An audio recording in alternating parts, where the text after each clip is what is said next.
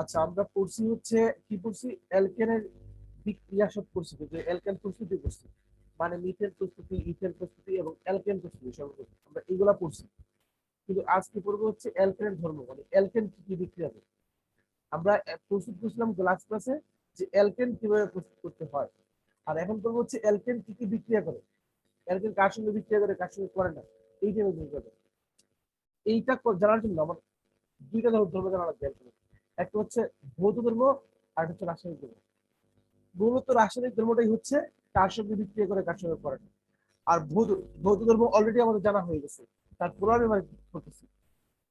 সম্পৃক্ত হাইড্রোকার্বন বা অ্যালকেনের গলনাঙ্ক স্ফুটনাঙ্ক এবং ভৌত অবস্থা অ্যালকেনের কার্বন সংখ্যার উপর নির্ভর করে। কি বলছে? সম্পৃক্ত হাইড্রোকার্বন বা অ্যালকেনের গলনাঙ্ক স্ফুটনাঙ্ক এবং ভৌত অবস্থা অ্যালকেনের কার্বন সংখ্যার উপর নির্ভর করে। যেমন কার্বন সংখ্যা পরিবর্তিত হলে ভৌত অবস্থা পরিবর্তিত হয়। যেমন দেখো, কার্বন সংখ্যা যদি 1 থেকে 4 হয় তাহলে কি হবে? সম্পৃক্ত হাইড্রোকার্বনের স্ফুটনাঙ্ক কক্ষ তাপমাত্রার নিচে, আমরা যে তাপমাত্রা দেখি তার নিচের তাপমাত্রা, তার মানে এরা হচ্ছে গ্যাসীয়, এগুলো গ্যাসীয় অবস্থা থাকে। কার্বন 1 থেকে 4 পর্যন্ত গণনাঙ্ক স্ফুটনাঙ্ক হচ্ছে কক্ষ তাপমাত্রার নিচে, এর মানে হচ্ছে এরা গ্যাসীয় অবস্থায় থাকে। ঠিক আছে, এরপর আসেন কার্বন 5 থেকে 15। কার্বন 5 থেকে 15 এই দুইটা 2 নাম্বার, এটা কিন্তু 1 নাম্বার, এটা কিন্তু 1 নাম্বার। ঠিক আছে, কার্বন 1 থেকে 4। 5 থেকে 15 কার্বন সংখ্যায় সম্পৃক্ত হাইড্রোকার্বনের স্ফুটনাঙ্ক কক্ষ তাপমাত্রার উপরে বলে এগুলোকে আমরা বলি তরল। 5 থেকে 15 কার্বন সংখ্যা যে যাদের আছে, এই এরকম সম্পৃক্ত হাইড্রোকার্বনের স্ফুটনাঙ্ক কক্ষ তাপমাত্রার উপরে, এগুলো হচ্ছে কার উপরে? কক্ষ তাপমাত্রার উপরে বলে এগুলোকে তরল অবস্থা থাকে। 5 কার্বন বিশিষ্ট সম্পৃক্ত হাইড্রোকার্বনের পেন্টেনের স্ফুটনাঙ্ক হচ্ছে 36.1। তারপরে হচ্ছে আমাদের মোটামুটি তাপমাত্রা, মানে যে কক্ষ তাপমাত্রা ওর কাছাকাছি। ঠিক আছে, পেন্টেনের।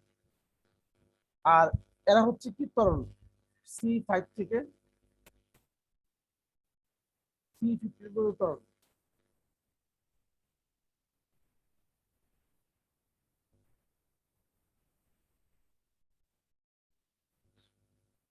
আর হচ্ছে সম্পৃক্ত হাইড্রোকার্বনের কার্বন সংখ্যা 16 এর বেশি হলে তা হয় কঠিন প্রকৃতি। আমরা এই ভৌত ধর্মটা বুঝি না, মোটামুটি দেখো তো কোনো প্রবলেম আছে কিনা এটাতে? কোনো প্রবলেম নেই এটাতে। গুড। তারপরে যাবো হচ্ছে রাসায়নিক ধর্ম। কিন্তু স্যার আর একটু জোরে কথা বলা যায় না আরো স্যার? জোরে, ট্রাই ট্রাই ট্রাই। স্যার আমি কালকের একটা জিনিস বুঝি নাই। হ্যাঁ বলেন, কাউকে কি বুঝিয়ে দিই। স্যার ওই যে যে মিথেন বিক্রিয়া, মানে স্যার এই যে প্রত্যেকটা বিক্রিয়ার মধ্যে এই যে মিথেন গুলো উৎপন্ন হয়, ওইটাই কি মিথেন প্রস্তুত বিক্রিয়া? হ্যাঁ, ওইটা মিথেন প্রস্তুত বিক্রিয়া। আর এটা হচ্ছে মূলত আমরা শুধু মিথেন না, আমরা অ্যালকেন প্রস্তুত করছি। একটা লাস্টের যে বিক্রিয়া দেখালাম, উডস বিক্রিয়া প্লাস হচ্ছে ডিকার্বক্সিলেশন, এই দুটো বিক্রিয়ায় বিভিন্ন অ্যালকেন প্রস্তুত হয়। তার মানে হচ্ছে অ্যালকেন প্রস্তুতের বিক্রিয়া, মানে methane, ethane, propane, butane, pentane যা আছে সব, এটা হচ্ছে কোন বিক্রিয়া হয়? হচ্ছে ডিকার্বক্সিলেশন পদ্ধতিতে হয়। কিন্তু আরেকটা বিক্রিয়া আমরা করছি উডস বিক্রিয়া, এখানে শুধু জোর কার্বন সংখ্যা বিশিষ্ট মৌল আবিষ্কার হবে, মৌল ই করে দেবে। ঠিক আছে, মৌল তৈরি করে দেবে। আচ্ছা, এবার আসে রাসায়নিক দ্রব্য। ঠিক আছে, আগে বলা হয়েছে অ্যালকেন সমূহ রাসায়নিক দ্রব্য অনেকটা নিষ্ক্রিয়। অ্যালকেন গুলা কি? রাসায়নিক দ্রব্য অনেকটা নিষ্ক্রিয়। এর মানে হচ্ছে এরা সহজে কোনো বিক্রিয়া দিতে চায় না। তাই সাধারণ অবস্থায় এসিড, ক্ষার, জারক, উদ্ভিজারকের সাথে বিক্রিয়া করে। তারপরেও কিছু রাসায়নিক বিক্রিয়ায় অংশগ্রহণ করে। মানে এসিড, ক্ষার, লবণ, পানি বা জারক বিজারক, মানে এসিড, ক্ষার, লবণ, পানি কারোর সঙ্গে বিক্রিয়া করে না, তারপরেও কিছু রাসায়নিক বিক্রিয়া অংশগ্রহণ করে। যেমন কেমন রাসায়নিক বিক্রিয়া অংশগ্রহণ করে? কিন্তু স্যার নিষ্ক্রিয় কেন? নিষ্ক্রিয় বলা হয় কারণে যেহেতু সহজে বিক্রিয়া করতে চায় না। কিন্তু কেন? কেন? এই যে কার্বন কার্বন একক বন্ধন আছে,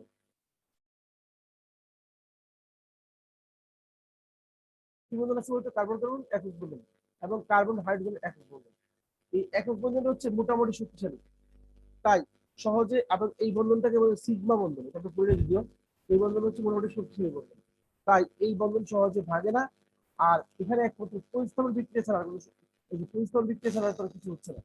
আর দহন বিক্রিয়া, ঠিক আছে, এই পরিস্থাপন করতে গেলে কি হয়, প্রতিস্থাপন বিক্রিয়া শক্তি বেশি লাগে, বুঝতে পারছো?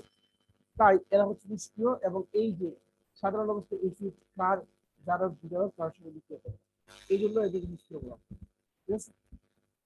আর এদের মধ্যে বন্ধনটা কি, মোটামুটি শক্তিশালী বন্ধন, যদিও সমযোজী বন্ধন, কিন্তু একটা সিঙ্গেল বন্ড। সিঙ্গেল বন্ড মানে হচ্ছে এরা এই কি বলে সিগমা বন্ধন, বন্ধনের মধ্যে আবদ্ধ, এবং এই বন্ধনটা হচ্ছে শক্তিশালী বন্ধন। এই কারণে এরা সহজে বিক্রিয়া করতে চায় না, তাই এদেরকে নিষ্ক্রিয় বলে বলা হয়। এদের আরেকটা নাম আছে, নিষ্ক্রিয় গ্যাস বলা হয়, নিষ্ক্রিয় গ্যাস আছে, নিষ্ক্রিয় বলা হয়। কিন্তু এর আরেকটা নাম আছে, হচ্ছে প্যারাফিন। এই নিষ্ক্রিয়তার কারণে এই অ্যালকেন সমূহকে বলা হয় প্যারাফিন।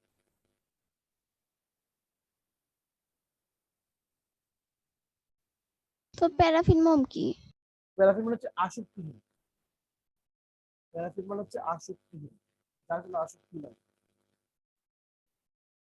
স্যার আরো জোরে। আসক্তিহীন, প্যারাফিন মানে হচ্ছে আসক্তিহীন, যার কোনো আসক্তি নাই, ঠিক আছে। তারপর,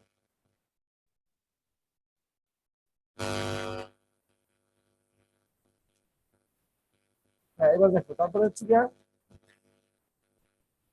আশা করি রাসায়নিক ধর্মটা বুঝতে পারছো। এবার ঠিক আছে। এবার ঠিক আছে না?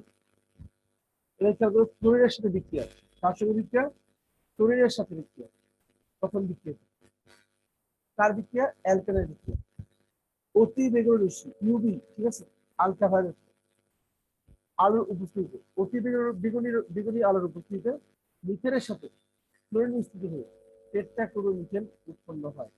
এই বিক্রিয়াটা 4 ধাপে সম্পন্ন, কয় ধাপে? 4 ধাপে। কিভাবে কিভাবে হয় আমরা একটু দেখি। অতিবেগুনি আলো বলতে? তীব্র আলো, তীব্র আলোতে আলট্রাভায়োলেট রশ্মি হয়,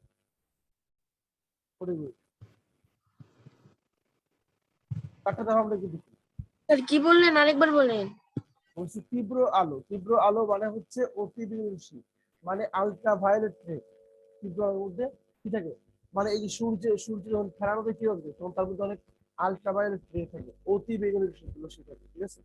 আচ্ছা, এগুলো হচ্ছে আলোর উপস্থিতিতে মিথেনের সাথে ক্লোরিনের বিক্রিয়ায় টেট্রাক্লোরিন, এগুলো হচ্ছে আলোর উপস্থিতিতে মিথেনের সাথে ক্লোরিনের বিক্রিয়া মিশ্রিত করলে টেট্রাক্লোরোমিথেন উৎপন্ন হয়।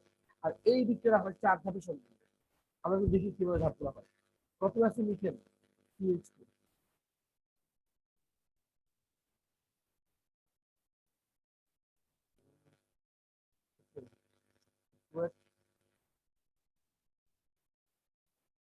এখনো কি আমরা অ্যালকেনের মধ্যেই আছি?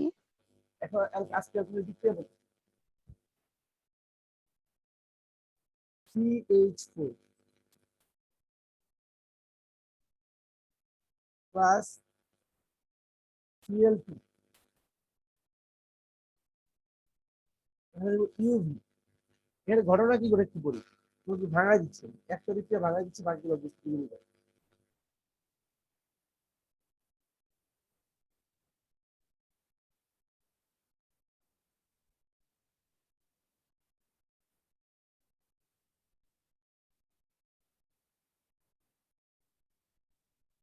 এই যে ইউভি রশ্মি মানে হচ্ছে আলট্রাভায়োলেট রশ্মি, এই রশ্মি দ্বারা কার্বন হাইড্রোজেন একটা বন্ধন ভাঙে, আবার ক্লোরিন ক্লোরিনের বন্ধনটাও ভাঙে। ভাঙার ফলে এখান থেকে একটা ক্লোরিন, এই যে ক্লোরিনটা এসে হাইড্রোজেনের জায়গায় দখল করে, আর হাইড্রোজেন চলে যায় ক্লোরিনের জায়গায়। এই কি অবস্থা বলতো, এই হাইড্রোজেন ঠিক থাকলো, কার্বনের এই হাইড্রোজেন ঠিক থাকলো, এই হাইড্রোজেন ঠিক থাকলো, ঠিক আছে। আর এখানে হচ্ছে গিয়ে আসলে কি বলতো, ক্লোরিন, গ্যাসে ক্লোরিন প্লাস এখানে আবার আসছে কি হাইড্রোজেন, তাহলে হবে কি H2। এবার দেখো, এক কোনো ক্লোরিনের সঙ্গে বিক্রিয়া করে একটা হাইড্রোজেন প্রতিস্থাপিত হয়ে উৎপন্ন হয়েছে ক্লোরোমিথেন। একটা ক্লোরিন আছে, এটাকে আমরা এইভাবে লিখি CH3Cl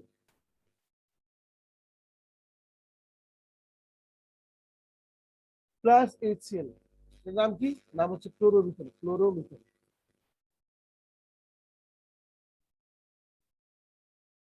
সবাই আমার সঙ্গে লেখে নেবে।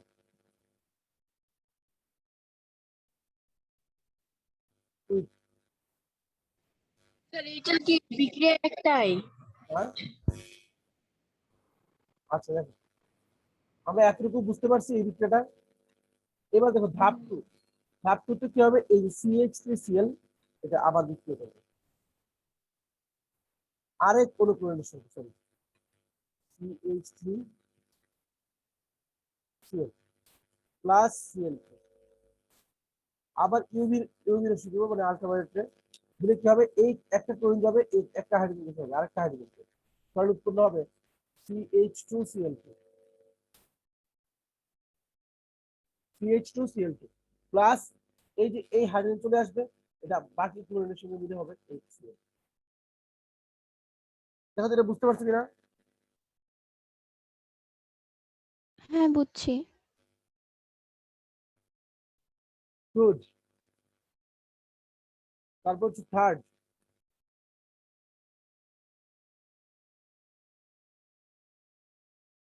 এখন আবার কি করবে? এই যে CH2Cl2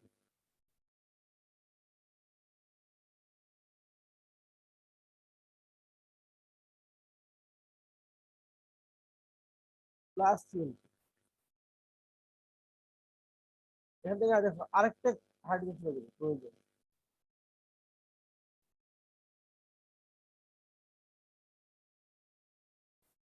CHCl3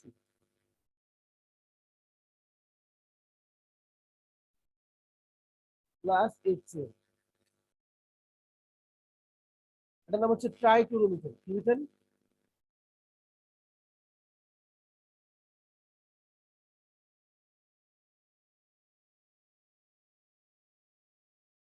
ওখানে টেট্রা কেন লিখছে? ওই যে লিখছে, ভুল লিখছি। ট্রাই হচ্ছে তিনটা ক্লোরিন, টেট্রা হবে চারটা। ওই যে ভাবে লিখতেছে, এর আরেকটা নাম আছে। তাহলে বই ভুল। টেট্রা হচ্ছে এই দুটা, CHCl3 প্লাস Cl2। এই বিক্রিয়া হবে CCl4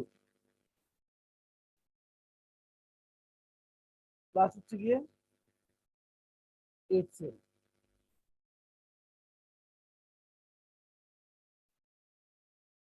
এটা হচ্ছে টেট্রাক্লোরোমিথেন।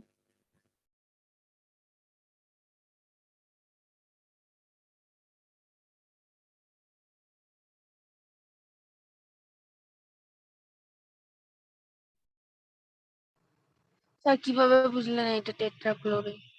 চারটা ক্লোরিন, নামকরণটা হচ্ছে ক্লোরিনের উপর বেস করে। এটার নাম হচ্ছে ডাইক্লোরোমিথেন। এগুলোর নাম কেন? দুইটা ক্লোরিন, দুইটা ক্লোরিন হলে ডাইক্লোরো, তিনটা হলে ট্রাইক্লোরো, চারটা হলে টেট্রাক্লোরো। বুঝতে পারছেন? এইভাবে বুঝছি। জি আর স্যার। ক্লোরিনকে হাইড্রোজেন মনে করব? হ্যাঁ এরকম আর কি, টেট্রাক্লোরোমিথেন, ট্রাইক্লোরোমিথেন, মানে ওইরকম। হাইড্রোজেনকে সরাইছে না, হাইড্রোজেন মনে করে বলতেন কি, হাইড্রোজেনকে সরাইছে, এখানে ওই হাইড্রোজেনের নামেই নামকরণ হয়ে যাচ্ছে, মিথেন হয়ে যাচ্ছে, কিন্তু নাম দিয়ে হচ্ছে ডাইক্লোরো, ট্রাইক্লোরো, টেট্রাক্লোরো। ঠিক আছে? এই যে গোটা পাইলাম, এটা কিন্তু যৌগ যৌগ। কেন? মনে আছে যৌগ যৌগ সংখ্যা? হাইড্রোজেন এবং কার্বন বিশিষ্ট যৌগ সমূহকে হাইড্রোকার্বন বলা হয়, আর হাইড্রোকার্বন থেকে উদ্ভূত যৌগ সমূহকে যৌগ যৌগ বলা হয়। এটা হাইড্রোকার্বন থেকে আসছে, তার নাম হচ্ছে কি? যৌগ যৌগ। তার বলতে পারো এইটাও তো হাইড্রোকার্বন তৈরি হচ্ছে না, এটা তো হাইড্রোজেন অপসারণ হচ্ছে, বাট মূল কাঠামো কোনটা ছিল? মূল স্ট্রাকচার ছিল এইটা, মানে CH4। CH4 স্ট্রাকচার ভাগে কোন রয়েছে? হচ্ছে CCl4। এই কারণে টেট্রাক্লোরোমিথেন, ট্রাইক্লোরোমিথেন, ডাইক্লোরোমিথেন সবাই হচ্ছে জৈব যৌগ। আমরা এতটুকু বুঝতে পারছি? জি। স্যার না বলেন। এই যে CaCl3 বইয়ে এইখানে যে লেখছে ট্রাইক্লোরোমিথেন, তো এটা মিথেন কিভাবে হয়? মিথেনের জাতক CH মিথেন। মিথেন থেকে আসছে, CH4 ছিল মিথেন, তাহলে একটা যদি হাইড্রোজেন কমে যায় তাহলে হচ্ছে CH3Cl, মানে ক্লোরোমিথেন, নাম হচ্ছে ক্লোরোমিথেন। আর এটা যখন কমে যাবে নাম হবে ডাইক্লোরোমিথেন। দুইটা ক্লোরিন আছে, ডাইক্লোরোমিথেন। তারপর তিনটা থাকলে ট্রাইক্লোরোমিথেন, চারটা হলে টেট্রাক্লোরোমিথেন। মিথেনের জাত থেকে এরা আসছে, বুঝতে পারছো? মূলত মিথেনকে ভালো লাগে আসছে। এবার আসো CH2Cl2, এটা ব্যবহার হয় কোথায়? ড্রাই ওয়াশ করতে। ড্রাই ওয়াশ করতে রং শিল্পে।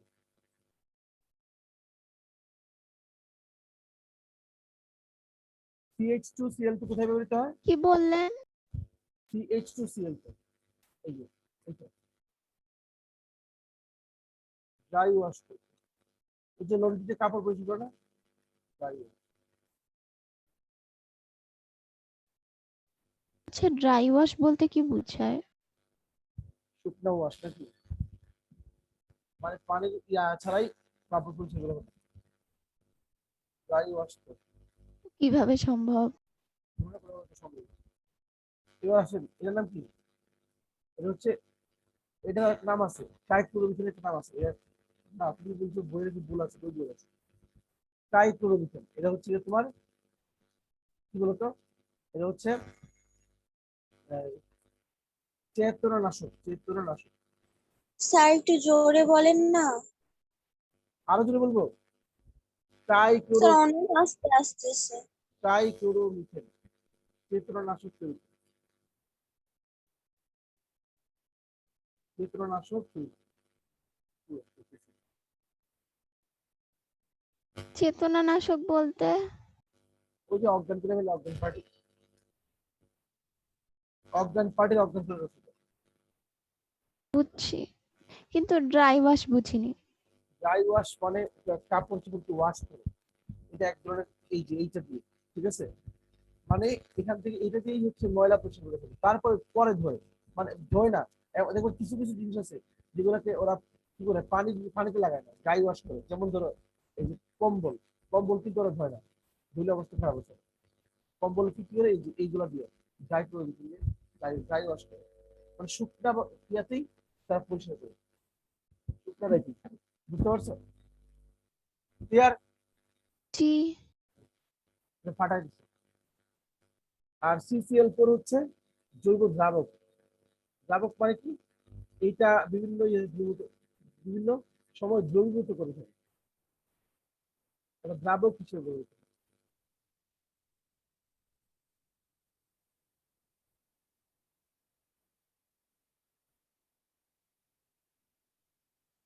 এটা হলো রং শিল্পে বলা হয়, রং শিল্পে দ্রাবক হিসেবে ব্যবহৃত।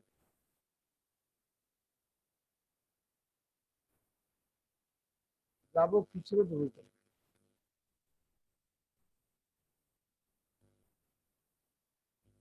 ঠিক আছে, ব্যবহার করা হয়। আমরা আশা করি এটুকু বুঝতে পারছি। দেখো সবার ক্লিয়ার কিনা? ক্লিয়ার। অল ক্লিয়ার না? তারপর অক্সিজেনের সঙ্গে বিক্রিয়া,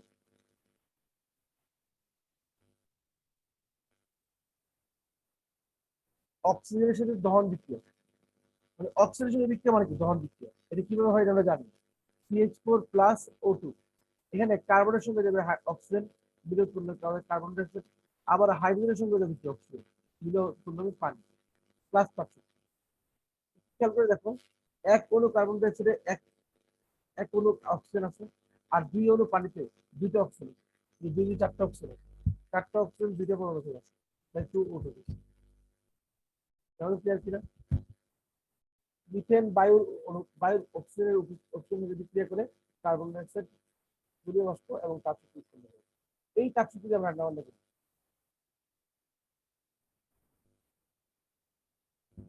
কোনো প্রবলেম আছে দেখো তো? এই স্যার, পানি আর কার্বন ডাই অক্সাইড কোথায় যায়?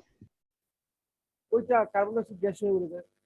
পানিও ওই তাপশক্তির কারণে বাষ্প হয়ে যায়, জলীয় বাষ্প বলছে না, ওইটা এর সাথে মিলে যায়, পরিবেশের সাথে মিলে যায়। আমরা এতটুকু বুঝতে পারছি। জি। খেয়াল যেটা বলতেছিলাম, আপনারা জিজ্ঞেস করছেন যে কিভাবে এইটা দিয়ে এগোনো। মিথেনের সঙ্গে অক্সিজেন তিনবার বিক্রিয়া হয়। একটা হচ্ছে মিথেন প্লাস অক্সিজেন। পর্যাপ্ত পরিমাণে যদি অক্সিজেন থাকে তাহলে কার্বন ডাই অক্সাইড উৎপন্ন হবে মাস্ট, আবার উৎপন্ন হবে পানি। কার্বন আছে একটা, তাই এক হলো কার্বন ডাই অক্সাইড। হাইড্রোজেন আছে চারটা, দুই হলো পানি। এক হলো কার্বন ডাই অক্সাইডে দুইটা অক্সিজেন লাগে, আর দুই হলো পানিতে দুই অক্সিজেন লাগে। যদি চারটা চারটা আছে কাজে প্রথম দুই হলো, এটাকে বলে আমরা বলি প্লাস পার্থক্য। এটা হচ্ছে অ্যালকেনের পূর্ণ দহন। প্লাস কি?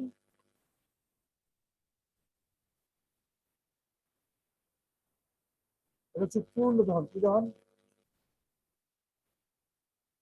পূর্ণ দহন মানে হচ্ছে যেখানে অক্সিজেন পাওয়া যায়। কোনো জায়গায় যদি আগুন লাগে প্রথমে এগুলো উৎপন্ন হয়, কিন্তু এরপরে আস্তে আস্তে ওই এলাকার বাতাসে অক্সিজেন কমে থাকে, তখন আর কার্বন ডাই অক্সাইডটা উৎপন্ন হয়, কার্বন মনোক্সাইড হয়, এবং যেটা খুব বিষাক্ত, তাই অনেকেই মারা যায়। ওই যে দেহের ভিতরে যে প্রবেশ করে এই কার্বন মনোক্সাইড উৎপন্ন হয়, মানে সূর্য মানে সীমার বাইরে হয়ে যায়, ঠিক আছে, সূর্যের থাকে। এই দেখো, এটা হচ্ছে গিয়ে তোমার CH4 প্লাস 3/2 O2। এখন ফিক্স করেছে। এখন দেখো, অক্সিজেনের প্রতি আসক্তি কার বেশি, কার্বনের না হাইড্রোজেন? কার্বন। না, হাইড্রোজেন। কারণ হাইড্রোজেনের অক্সিজেনের মধ্যে আসক্তি বেশি হওয়ার কারণেই পানি পোলার যোগ হয়। কিন্তু কেন আসক্তি? ওই যে এর পরিচয় 2.1, 3.5, পার্থক্য বেশি। 2.2 বলা হয় কিন্তু বলে, এদের মধ্যে পার্থক্য বেশি। পার্থক্য বেশি, আকর্ষণ বেশি, এর মধ্যে প্লাস প্লাস চার্জ সিস্টেম বেশি। কিন্তু কার্বনের কত? 2.5, পার্থক্য কম, ঠিক আছে। এখান থেকে আমরা যেটা পাবো, হাইড্রোজেন গুলো মাস্ট অক্সিজেন পাবে। অক্সিজেন কি উৎপন্ন হবে? পানি, পানি। কিন্তু পাবে না কে? পাবে না হচ্ছে কার্বন। এখন দেখো, দুই অনু পানিতে দুটো অক্সিজেন লেগে গেছে, এখানে অক্সিজেন তিনটা মোট, 3/2 O2, মানে তিনটা অক্সিজেন, একটা অক্সিজেন বাকি থাকে, এখানে পাবে হচ্ছে কার্বন। বুঝা যাচ্ছে? জি। তারপর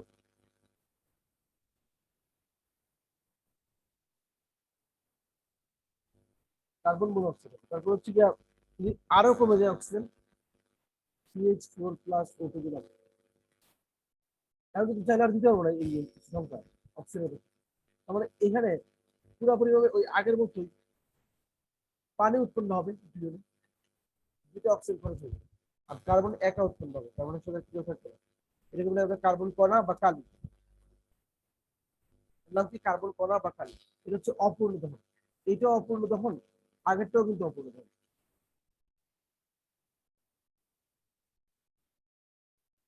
অপূর্ণ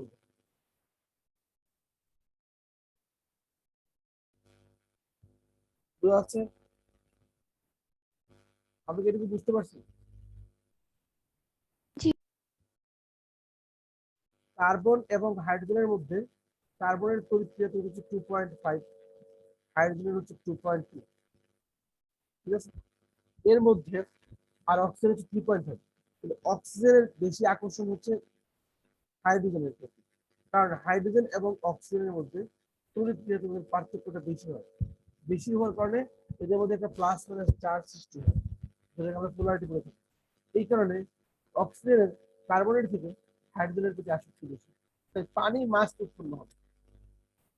পানি উৎপন্ন হওয়ার পর আর যতটুকু অক্সিজেন থাকবে সেটা দিয়ে কার্বনের যাই হয় উৎপন্ন হবে। যে কার্বন ডাই অক্সাইড হতে পারে, কার্বন মনোক্সাইড হতে পারে, আবার কার্বন কোনো অক্সিজেন নাও হতে পারে, না পাই হচ্ছে শুধু কার্বন। বুঝতে পারছি? জি। আচ্ছা, আজকে এই ফিজিক্সটা পড়াবো না, কালকে পড়াবো, হ্যাঁ? কালকে লাগতেছে। ফিজিক্স পড়াবেন না? কালকে আজকে পড়ান না? লাগতেছে, বুক দিয়ে পড়া আসতেছে না। তারপর পড়াবেন না? কালকে পড়াই, না, দেখা যাবে। আজকে 5 চ্যাপ্টার, কালকে। হ্যাঁ। এরপরে আসো হচ্ছে আমরা এবার মিথেনের বিক্রিয়া সব শেষ করে ফেলছি, ঠিক আছে, আর মিথেনের কোনো বিক্রিয়া নেই। এবার আমরা যাবো হচ্ছে অ্যালকিনে।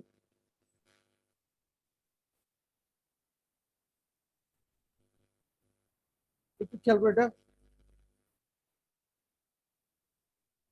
যে যোগে জৈব যৌগের কার্বন শিকলে অন্তত একটা কার্বন কার্বন দ্বিবন্ধন আছে, কয়টা বলতে একটা, কাকে অ্যালকিন বলে?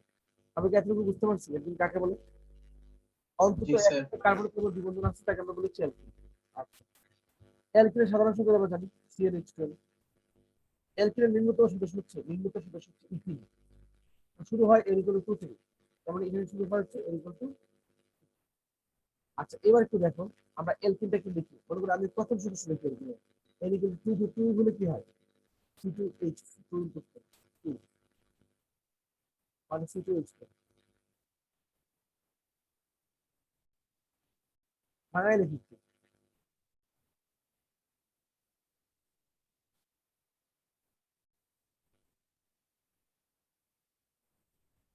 একটু খেয়াল করো তো, এখানে কার্বনের সঙ্গে কার্বনের কি বন্ধন আছে? দ্বিবন্ধন না?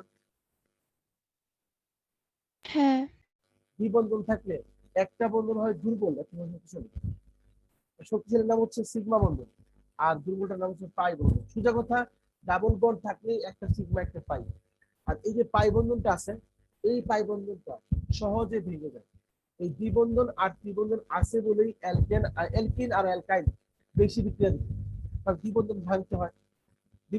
দ্বিবন্ধন আছে বলে তার মধ্যে হাইড্রোজেন কম আছে, তাই সে কি করবে, আরো হাইড্রোজেন যুক্ত করতে হবে। তার মানে এই দ্বিবন্ধন থাকার কারণে সংযোজন বিক্রিয়া দিবে। কিন্তু আমরা দেখছি, অলরেডি আমরা দেখছি যে ইথেন কিভাবে প্রস্তুত হয়। এই যে হাইড্রোজেন যুক্ত হয় নিকেল প্রভাবের বস্তুতে 180 থেকে 200 ডিগ্রি সেলসিয়াস তাপমাত্রা। এভাবে হচ্ছে CH2। স্যার আর একটু জোরে। আর কি বলে?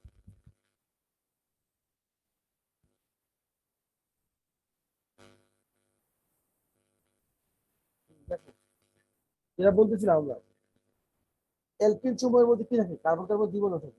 প্রথম সদস্য কি বলতো? N = 2 ethene, CH2 double bond CH2। এই ডাবল বন্ড থাকার কারণে একটা বন্ড হচ্ছে শক্তিশালী আর একটা বন্ড হচ্ছে দুর্বল। তাই এই ডাবল বন্ডের কারণে এই ইথেন হাইড্রোজেনের সঙ্গে বিক্রিয়া দিবে। বিক্রিয়া দিয়ে কেন বিক্রিয়া দিবে? সংযোজন বিক্রিয়া দিবে, মানে ওইটা দ্বিবন্ধনটা ভাঙবে, ভাঙিয়া একক বন্ধনে কনভার্ট হবে। দ্বিবন্ধন ভাঙার জন্য দুইটা হাইড্রোজেন তৈরি। এখানে তুমি দিবে একটা হাইড্রোজেন, এখানে তুমি দিবে একটা হাইড্রোজেন, দ্বিবন্ধন হবে কি? CH3 CH3। বাট এই বিক্রিয়া ঘটানোর জন্য তোমাকে অবশ্যই কিছু কাজ করতে হবে। নিকেল প্রভাবিত হবে 180 ডিগ্রি সেলসিয়াস তাপমাত্রা।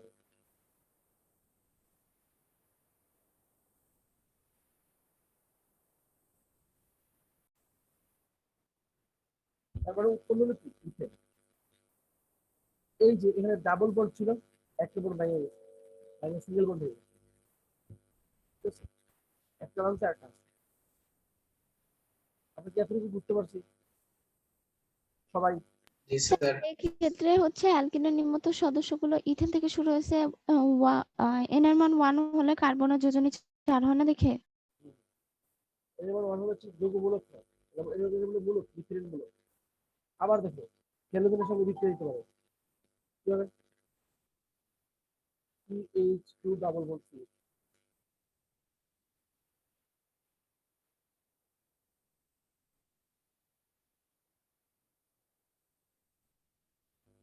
প্লাস Cl2, এখানে আসবে CH2 Cl। এই বিক্রিয়া সহজে দিবে না, কিছু একটা ব্যাপার আছে।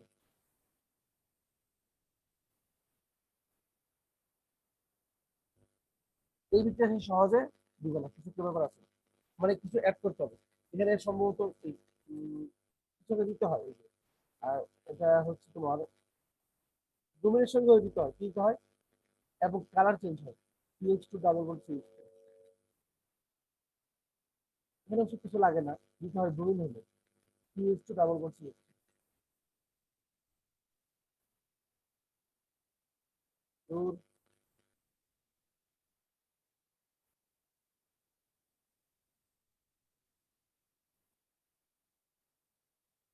তার সঙ্গে কার বিক্রিয়া? ব্রোমিনের বিক্রিয়া। ব্রোমিনের বর্ণ হচ্ছে লাল। এই ব্রোমিনের বিক্রিয়া করলে কি হয়? CCl4 এখানে ব্রোমিনের এই যে একটা ব্রোমিন যাবে এই কার্বনের সঙ্গে, আরেকটা ব্রোমিন যাবে এই কার্বনের সঙ্গে, উৎপন্ন হবে CH2 CH2, ঠিক আছে, CH2 CH2, এখানে যে ব্রোমিন, এখানে যে ব্রোমিন, 1 নম্বর কার্বনেও ব্রোমিন আছে, 2 নম্বর কার্বনেও ব্রোমিন আছে, এটাকে বলা হবে 1,2 ডাইব্রোমো ইথেন। কি বলা হবে এটাকে? 1,2 ডাইব্রোমো ইথেন।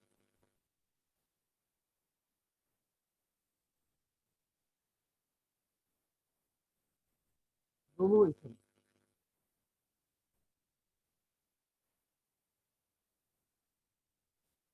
দেখো বুঝছো কিনা?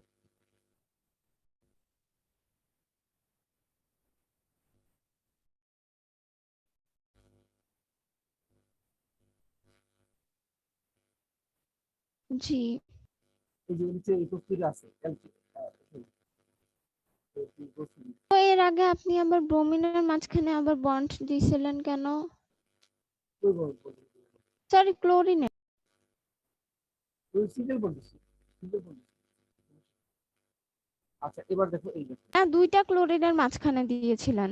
একটা বন্ড, হয়তো দুইটা ক্লোরিনের মাঝখানে একটা বন্ড হবে না, যে ব্রোমিন ব্রোমিনের মাঝখানে একটা বন্ড আছে না, শেয়ার করছে না ইলেকট্রন, একটা বন্ড তৈরি করছে।